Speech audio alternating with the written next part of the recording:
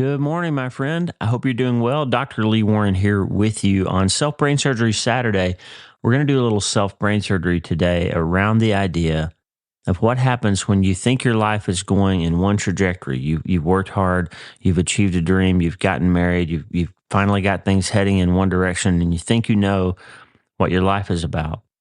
And then some sort of trauma or tragedy or massive thing comes along, and your life all of a sudden is on a very different path than the one you thought you were on. It can lead you to big questions about faith and who God is or whether God is at all, whether he's on your side or against you or even exists. It can leave you filled with doubt. It can shatter your heart. It can make you question everything. Today we have a special guest, my friend Maddie Jackson Smith. I was on her podcast. She has a beautiful podcast called N-I-N Joy Life, Enjoy Life. Maddie Jackson is also, by the way, the daughter of Denise and Alan Jackson, the country music singer. But Maddie's story has nothing to do with being the daughter of a famous country singer. Her story has everything to do with being a human being who finds herself in a situation that's just unspeakably tragic, finds herself with some new labels like widow that she wasn't expecting at a young age of 28. Finds herself wondering whether the God that she believed and trusted in would really be there to hold her up in the aftermath of this horrifying situation. And Maddie has written an incredible book called Lemons on Friday, Trusting God Through My Greatest Heartbreak. I was on Maddie's podcast a few months ago, and we talked about my book, Hope is the First Dose, because we have some commonalities in our story. And the big commonality is that we thought our life was about one thing, and then something happened, and we had big questions about what we were going to do now. Like we lost our son, Mitch, and what do we do now?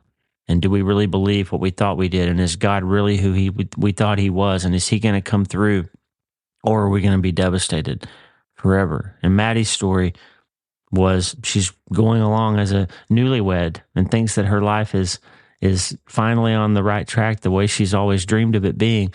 And all of a sudden, something happens and everything's different now.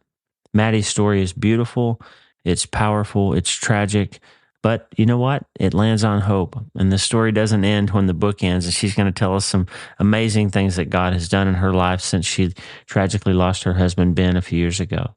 Maddie is so brilliant and so in love with Jesus and has such a great message. She's helping people all over the world with her podcast and with her book, Lemons on Friday. And I'm incredibly honored and grateful to bring you the story and a conversation with Maddie Jackson Smith on the podcast today. Remember, friend, you can't change your life until you change your mind, and Maddie's going to help us get it done. But before we get to her story, I have one question for you. Hey, are you ready to change your life?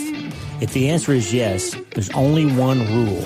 You have to change your mind first. And my friend, there's a place where the neuroscience of how your mind works smashes together with faith and everything starts to make sense. Are you ready to change your life? Well, this is the place, Self Brain Surgery School.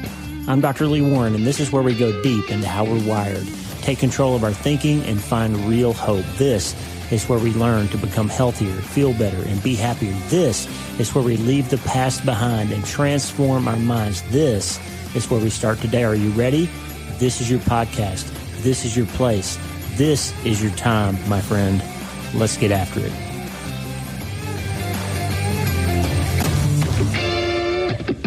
Friend, we're back, and I'm so excited to be having another conversation with my friend Maddie Jackson Smith. Welcome back to the show, Maddie. Thanks, Lee. I'm excited to be chatting again and get to meet all of your followers and people. Actually, I said that incorrectly. You've never been on my show. I was on your show. It welcome feels back. the same. Like the screen looks the same. The conversation feels just as great. So yeah, feels like second time.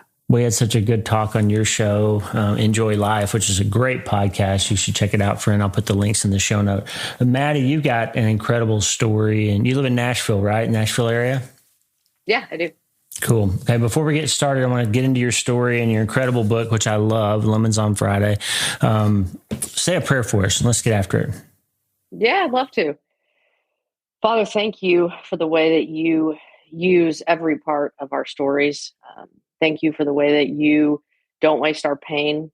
And thank you for the way that you bring together those of us whom you know can support one another, love one another, and ultimately share your glory.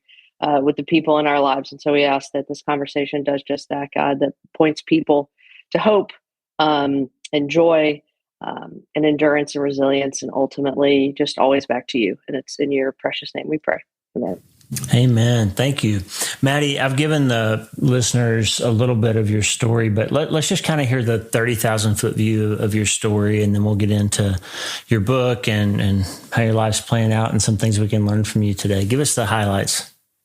Yeah. I'd say the highlights you mentioned. I'm in Nashville. I was born and raised here. And I met and married my husband, Ben, in my 20s, here in Nashville as well, and married here, at our parents' home just outside of town.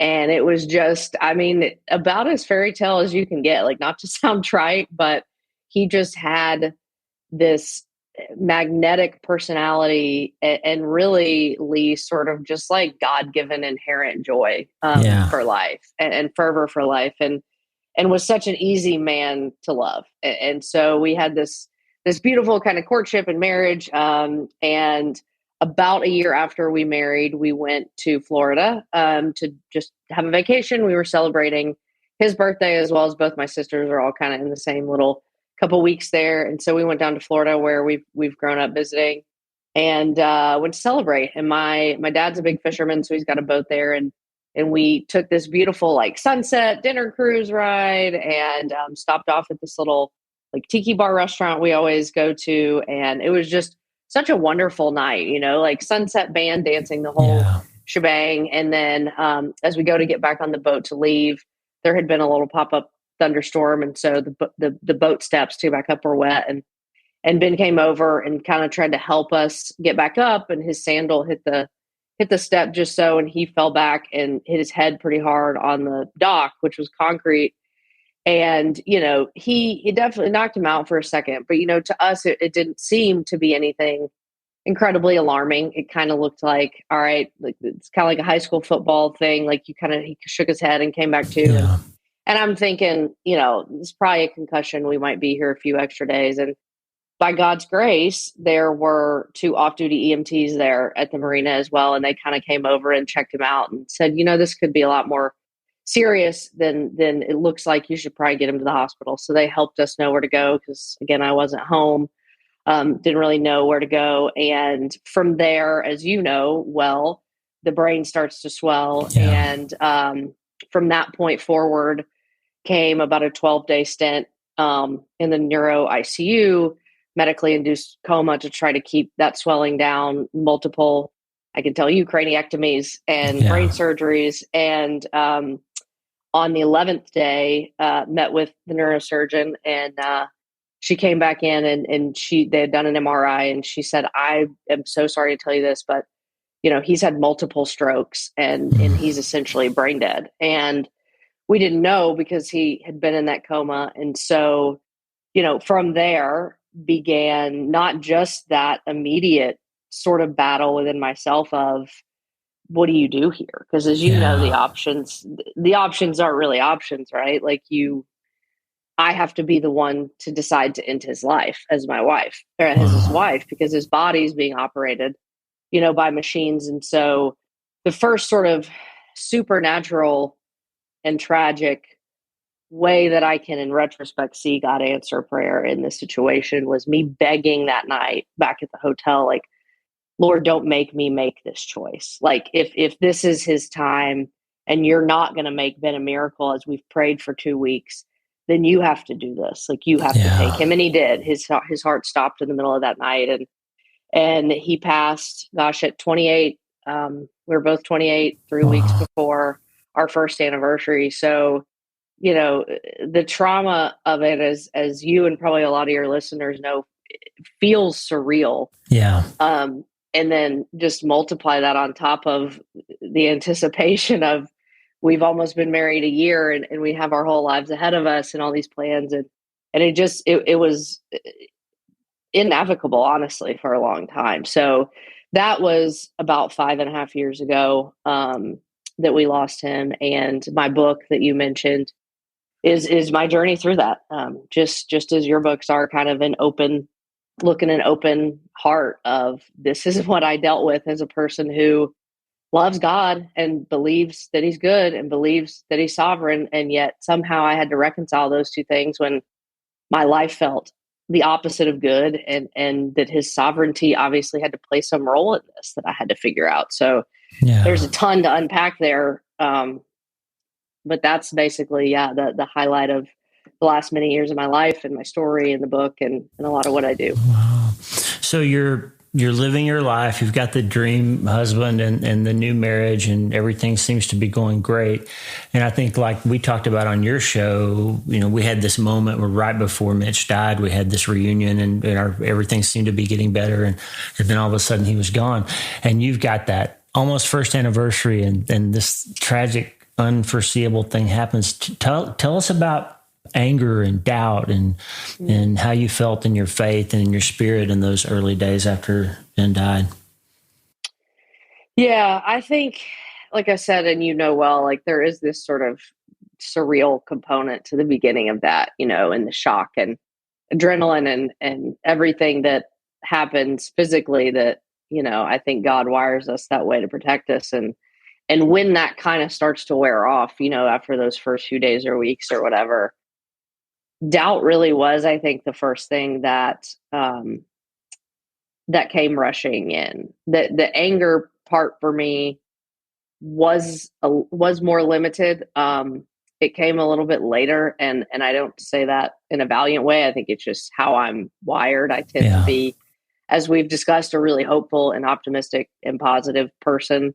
And it takes a lot to really make me angry. So what happened first was sort of what I mentioned a minute ago was, man, we trust you, God. Like this, we're a family that came together not just because it was a crisis, but because you are the foundation of our life. And like I carried this Bible all around this hospital, and we prayed all of these prayers, and we sung hymns over his body, and we prayed over the staff, and kind of tried to witness in a way to the people in the hospital that, like, this was kind of like this sounds ridiculous at this point, but it was kind of like, God, like, we're teeing you up for this miracle moment to, Yeah. like, change people, and we really believed that. And it truly was from a place of sincerity. It was from a place of hope, desperate hope and trust. And so when those things that are really all we have in our tool belt to fight with, right, seem to fail or seem to let us down, or God seems to not, quote unquote, end up or hold up his end of the bargain, there's a huge feeling of disappointment. And that feeling for me was, how can I trust you again? Like in Yeah. so many ways, but especially, Lee, like for me, the kind of first thing was, how do I trust you in prayer? Like, why do I pray? Because the a weird twist in the story, which I reference in the book, was within about a month or maybe a little less of Ben passing away, a girl that I grew up with in high school that I played sports with suffered a very similar injury, a car accident Yeah. injury, same, swelling and the same surgeries and long-term, coma and all this stuff. And some of us girls that had played basketball together came together to pray for her. And I looked at my best friend, Emily, who was there too, like kind of facilitating it. And I was like, man, you got to lead this, because I don't know if this matters right now. I mean, Yeah. I don't know why we pray for her to heal, like, because it's kind of just going to happen how it's going to happen kind of thing. And so that doubt was really the first kind of, I think, big obstacle that I had to face in terms of my faith. And it's just an emotion and a feeling that I wasn't used to. And so that's, I think, as again, what grief is sort of this torrent Yeah. of feelings that you have to kind of just tackle one at a time, because they can pop out of nowhere. And so that doubt was a big part of, me grappling with, what does it mean to be a believer and to suffer? What does it mean to trust God and surrender to him? Yeah. Those things are kind of things you have to hold in two separate hands. And so in addition to just heartbreak and sadness and like disbelief and confusion. It wasn't some catastrophic injury, and it didn't seem to me like it should have escalated to, Yeah. A fatal point, but it did. And so part of sort of dealing with that doubt and confusion and distrust, to be honest, of God came from surrendering. And the thing that I talk a lot about in the book is trading understanding for trust. And that Yeah. is way harder to do than it sounds Yeah. in a cute little sentence pulled out of a book. But that was a lot of my fight that first year, because we think inherently as logical beings, like if we get a why, if we get an explanation, if we can understand that, that will ease the doubt or anger or heartbreak or sorrow or whatever. And I just don't think that's the case. Like, I think at some point we have to surrender and lay those things down and say, I'd rather trust you even though I don't get it. Yeah. And that's the battle. Yeah. Somebody gave us that perspective from Job that I wasn't, we didn't know what happened to Mitch. We still don't know what happened to Mitch. Did somebody kill him? Did he kill himself? We don't know. And a pastor said, Job asked why, and God never told him why. God just said, who? Like you need me. Exactly. You need my bigness, my omnipotence, my presence, my love. You need me. You don't need to know why. And that's hard to swallow, right? But how do you progress through that? Like what kinds of things did you do? I noticed in your book, you tell some stories about doing a lot. There's a lot of action. Like you go to Ben's office and clean out his stuff. You go hunting to recreate some of the things. Like you're a doer. And I think, did you find that sort of Tony Robbins thing to be true? Like if you want to feel better, do better, like start doing stuff? I mean, I really did. I'm glad that you point that out from the book. That was something that was really important to me, was to not only, let people into the emotional and mental and spiritual struggles that I went through, but also not leave them empty handed. Because for me, as you said, I am a doer. I am an action oriented person. And for whatever reason, I really am created by God to embrace sort of the do before the be. And there's pros and cons to that all over the place. But the pros are, sometimes when you choose and you are able to take an action, your feelings eventually follow in some way, or at least that was true for me. So when I was able to figure out, one of the first stories in the book that, kind of indicated doing in that way, that honestly I thought was kind of silly. I was going to cut it out. I was like, no one's going to care about this. And it's one of the stories that I get the most feedback on was about my friend Emily, who came over around Halloween, which at that point was probably like 5-6 weeks after Ben had passed, and just in the throes of not wanting to do anything. I mean, in the throes of real, depression. And just saying, hey, can we go get some pumpkins and stuff for your porch? And I was like, it was the last thing I wanted to do. Like, it's still hot here in October. They're heavy. Like, I have no green thumb. I'm like, these things are just going to rot. And then I'm going to have to throw them out along with all these stupid flowers people have sent me that I can't keep alive. Just had like a very resistant negative posture toward that idea. But I love her, and I knew she was trying to love me. And so I went reluctantly. And there was some point through that process, I'm talking like, this is not profound. Like, I'm at the little elementary school down the street, lugging these things in like kids' wagons. And I start arranging them on my porch. And I find myself saying, actually, this would go a lot better here. Or like, this little blue one kind of complements this best. And there was some point where it was like I was temporarily plucked out of this grief and put into this space where I felt creative or alive, or in retrospect, just kind of like able to control one tiny thing that kind of gave me relief. And so for me, that very insignificant experience became a significant reminder. Like, you can't unfortunately control a lot of what you're going through right now, but you can control once a day to choose one thing or one person or one action that can be minuscule, that can bring a little bit of life or a little bit of energy or a little bit of hope or just a little smile, something, and it has to start Yeah. really small, but it sort of taught me that lesson straight out of the gate.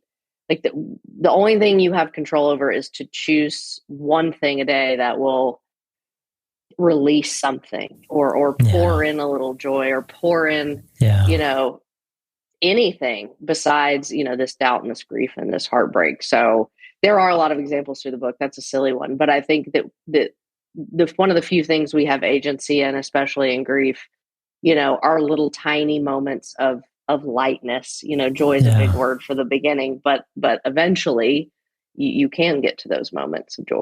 Yeah. One of the things I think that you really beautifully addressed is this idea, and we came to it with becoming bereaved parents, which is a label that nobody wants to have. You came to understand that you were a widow, like you had this identity that you weren't looking for, didn't want, hadn't identified yourself as, and people started referring to you as widow. Like, unpack that. When people's roles in their lives change a whole lot, it can be a kind of its own sort of grief when you come to that, to see that or feel it for the first time. Oh, it for sure is. There's a whole, I think, chapter kind of dedicated to identity. And when people they don't really ask what's your favorite chapter in this sort Yeah. of book, but like what chapter means the most to you. It's often that one, because I think a lot of what we don't expect, right, with a loss, um, specifically a death, is that there's huge parts of us that we feel like we lose with it, and that's not a small secondary grief. Like, that's a big thing to deal with. And for me, I think, with us being so young, it felt even more crippling, because it was, the truth of it was like, these 11 months may have been it, right? this may Yeah. this may have been my only time as a wife, or it may have eliminated my chance to be a mom, and like all these things that you're inundated with when your future looks like question marks, kind of thing. And so a big part of what I went through was not only grieving those sort of roles that I had lost because I'd lost my marriage, um, but as you said, grieving this new one that I didn't want. To be Yeah. honest, I still hate the word widow, and I think I did it before, but I think now, just because it's so incredibly unwanted, and it felt very permanent to Yeah. me. And I mean, in all reality, it is permanent. I will always be widowed. I mean, I will always have been widowed and be Ben's widow. And it just felt like, in those early days, it felt like the first and last thing people would always say about me. Like, it felt like my one capitalized identifier. It felt like everything, and so learning to accept that, was a very long process. And I think what finally led me to, I guess, really accept that term is to see the purpose that God finally wove into that for me. Um, that even though it is in a way permanent, it never is going to be like the title of my life story, right? It Right. really is going to be a chapter, and I hope to God it's the worst chapter. I can't imagine. I hope there isn't a worse chapter, and I still grieve that it had to be a chapter, Yeah. but there's so much of it now that I have been able to see good in, I guess, just in relationships with others, in community with others, um, in helping others through that same tragedy and that same title, um, that I've seen him redeem it. I still don't want Yeah. it, but I've seen him redeem it. And just on sort of to tag on to that, it also just reset my kind of understanding of our identities in general. And this was a big thing for me in that chapter in the book, was that I had never really let my identity Christ be the true foundation. Like, that's a Yeah. phrase we hear a lot. Everybody knows like what that means. If you're a believer, your identity is secured in Christ. Like, you are a son or daughter of God, and co-heirs with Christ, and all these things that Scripture assures us that we are. But until, I think, you go through something that really strips away the other titles that have given you so much value and so much joy. Those are good things. But if they become, the title of your whole life story in your mind, then you're living on very unstable ground. And so when all of that fell away, I'm grateful to now, today, even when I have found these amazing new identifiers and titles and roles in my life, praise God, I now know that I have to keep them secondary to who God says I am, Yeah. because everything is temporary besides, man, the God of the universe chose you and died for you and calls you his, and that's the only thing that really lasts, and everything else is a bonus. That's how I feel now, Lee. Like I've told people, it's like everything else is such an awesome bonus, but it Yeah. doesn't define who I am. Well, I think the emotional turning point for me in the book and your story is in your counselor's office, and she's got the word acceptance like written on the board, right? And you're not ready, and then God gives you this vision and these words, like, was it heads up, hands off? Is that what it was? Like, Yeah, talk about yeah. that for me. That was so, I was like, I was on the treadmill, I was running, and it was like, yeah, like heads up, hands off. Maddie, you got it. Like, tell us about that. Cause I think that lands the plane. Like when we go through these massive things and God finally gives us a vision, and he's like, this is what I need from you, and I'm going to get you through this. And just tell us about that for a minute. It was like a mic drop moment for sure. I don't think I Yeah. knew exactly what, you know, he was asking of me in that moment, but I remember feeling like almost a physical exhale and like physical removal of weight, just from that message of let go. Like the hands off was let go of trying to understand, let go of trying to control the way that you're going to grieve. Like you can't, the more that you try to do it well or try to do it in your own strength well, really, the more this is going to be a dumpster fire. He's Yeah. like, you need to let go of it. You need to surrender was the big word, I think, of my journey through those whole first few years, and the physical action and image, of putting your hands up, of Yeah. raising the white flag, whatever, was a reminder that I had to visualize when I felt myself white knuckling something, and that this was the only way you're going to be free to move forward, and the Yeah. only way that you're going to be free to let me heal you in a way that will really last. Not you heal yourself by escaping or numbing or staying too busy or whatever, but you have to daily come to me in prayer and say, God, this is the stuff that I'm scared of. This is the stuff that I'm really afraid of. This is the stuff that I'm trying to figure out and manage on my own. And I hand it to you because I Yeah. trust you.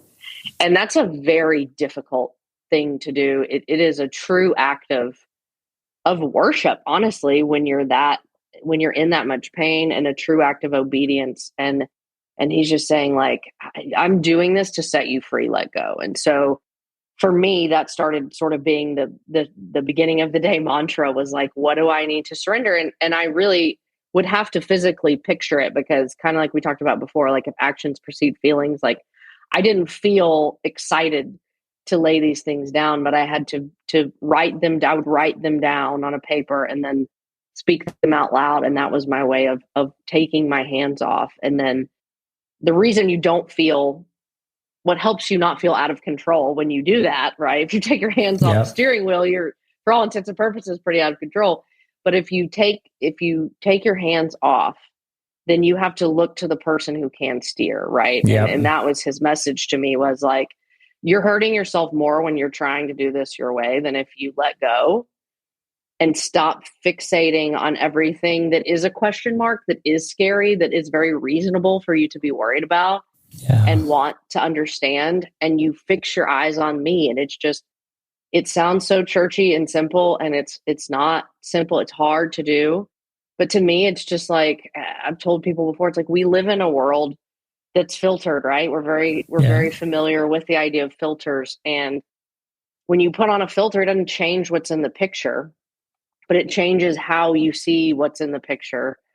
And when you really keep your head up on the Lord, on his word, on his promises, on the small ways he's been faithful to you in your past that can remind you that he's going to be faithful again, then the filter changes. Like the filter becomes hopeful and not fearful, Yeah.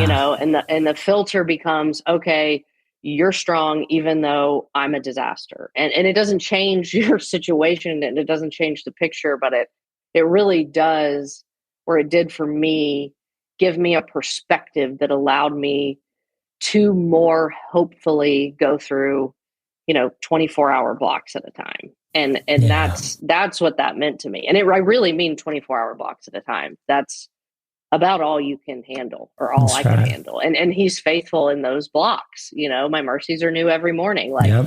I take that literally because that's literally what he did for me. It's So beautiful. I love it. It doesn't read like somebody's first book. I mean, you really have given us a gift, and anybody who's listening, who's grieving or hurting, or you know somebody or love somebody who's been through something really hard, Maddie's book is an incredible resource, and it's one of the better, maybe the best grief resource that I can think of. It's really powerful, and you did a lovely job. Honored your husband, honored the Lord, and I'm so grateful that you shared it. I got maybe 3 minutes left, and I'm so much more of your story that I want to ask you about. sorry, But I get excited and long-winded. That's it's awesome. we got a late start because we had internet gremlins today, so we missed about 15 minutes of our time. But listen, one thing is, your book ends with you finding your way back, landing on your feet. Your faith holds you up. Like, but I'm not ruining the end of the story, but you land strongly. But that's not where your story ends. So in a quick minute here, tell us the rest of your story and what God's done in your life since the book. Yeah, so the book came out about a little over 3 years ago, and since then have met this amazing man through mutual friends here, and remarried Wow. May of last year, and we are actually expecting a baby in June. So Congratulations. what? Yeah, thank you. It feels wild. I said before we started recording, it's like sometimes I look at this crazy redemption story, which is all it feels like, redemption after redemption, Yeah. and feel like I've almost been a witness to it. Like it is a testament to the creative God that we have. Like, he doesn't do the same thing twice. He makes all things new. He creates from dust. Like, it's been amazing to witness, and to go Yeah. back to kind of my podcast of joy. It's like, when you, as you know, when you go through the worst sorrow, it's like your well for joy is so much deeper. So even Yeah. to just go through a wedding itself the second time, man, like, your capacity and attention to joy is so much greater. And that's one of the treasures, of enduring all this, is all your emotions, all your emotional muscles strengthened together. So it's been an incredible few years, and I'm just so grateful to be able to share both parts of that story. Just congratulations. And it's so wonderful to see how your faithfulness has been met and even exceeded by God's faithfulness to you. And it's an honor. It's a real privilege to be your friend and to have a chance to share your story with the listeners out there. Listen, somebody that's listening to this, Maddie, is in the early days of this thing that's happened. Somebody just got the news, the diagnosis just came back. They're in that moment. What do you say to them? Like what do you do right now when the wound is fresh? What do you have to say? I would say, like I mentioned before, I always say, just look at 24 hours. Look at 24 hours. Like, you can survive this day, and you can make one single choice, minute choice, to bring a tiny bit of joy or hope or lightness or a smile or a laugh into this day. And I think when we take that approach, for me, it became less overwhelming, because I knew I could do 24 hours, Yeah. 6 to 8 of which I was sleeping. And then the other thing is, just like, do not do this alone. Do not think that it is valiant or noble to try to carry all this on your own shoulders. Jesus tells us not to do that. I think I can speak for you, Lee. We're telling you not to do Yeah, that. You are not a burden to the people who love you. If the that's right. roles were reversed, you would long to help, to carry a little bit of the weight. Like, you're allowing them to love you when you let them help you, whatever That's that right. looks like. Yeah. That's right. Beautiful. My friend, thank you so much. We're gonna encourage a lot of people around the world with your words and with your book, and just appreciate it. God bless you and your family and the new baby. Thank you. Thank you, Lee, so much. Same to you. We'll have to get round 2 for both podcasts. We need to. We got up. more to tell, Yeah. I think. So God bless you, Maddie. Thank you so much. You too. What a great conversation. I'm so inspired by Maddie's faith and her story. She's brilliant. And her podcast, by the way, is incredibly encouraging. I put links in the show notes to her podcast, including the episode that I was on. We had a great talk about neuroscience and faith and doubt and hope and all of that. And we just had a great time. Maddie is one of my favorite people in the grief and hope and faith space. Her book, Lemons on Friday, will encourage you. If you've been through something hard, trauma or tragedy, some kind of massive thing, Maddie's story will encourage you. And I love the way that God put her back together and redeemed her faith and landed her solidly on her faith and on her feet so that she knows what she needs when life gets hard. And then he brought love back into her life. And then he made her ready to be a mother and a wife. And I love how he built and recovered and operated on her before he finished her story. And it's just so inspiring. And we look forward to talking to Maddie again on the podcast in the future. She has a lot more to say. We had some sort of internet demon that cost us about 15 minutes, and I had to go on Susie Larson's show live right at the end of our talk there, so we kind of had to wrap it up. So we'll definitely have Maddie back on the show. Listen, if you're hurting, if you need help or hope, or you know somebody who does, Maddie's podcast, Enjoy Life, is a great resource for you. And her book, Lemons on Friday, I can't recommend it highly enough. One of my favorite books ever in the grief space. And she will give you some hope and some help to find your feet and your faith again. Maddie Jackson, what a great talk. Hope you enjoyed it. Hope it was helpful for you. Remember, friend, you can't change your life until you change your mind. But Maddie's story reminds us that we can always start today.